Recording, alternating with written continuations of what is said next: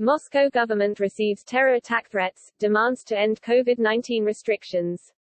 Moscow police are searching for an unknown suspect or suspects who threatened to blow up Moscow central government building. A threatening note had been discovered in one of the Moscow administration's official inboxes on Friday. An anonymous letter with the threat of an explosion was sent to the email of the Moscow government. Moscow became the first city in the world this week to require vaccinations for those working in public service sectors. Russian capital's law enforcement officers are searching for an unknown suspect or suspects who threatened to blow up Moscow's central government building if the city's COVID-19 restrictions, such as mandatory masks in public places and the mandatory vaccination of service workers, weren't immediately dropped by Moscow government. According to Russian telegram channel Baza, a threatening note had been discovered in one of the Moscow administration's official inboxes on Friday.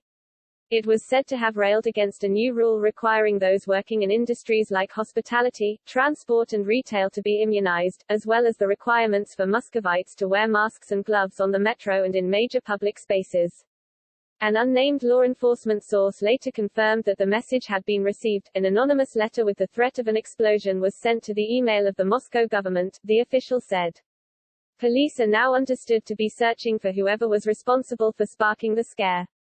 Moscow became the first city in the world this week to require vaccinations for those working in public service sectors. Companies that fall under the measures must ensure that 60% of their staff have been immunized, or else face hefty fines. Officials also announced that companies are able to suspend without pay any employee who refuses the jab, in order to meet their quotas. The Russian capital saw its numbers of confirmed cases hit an all-time high in the last 24 hours, with 9,056 positive tests recorded on Thursday. Curfew measures have been introduced, banning the city's nightlife establishments from staying open past 11 p.m. We are very close to much more severe temporary, but severe decisions on restrictions, Moscow mayor said during a government meeting on Thursday.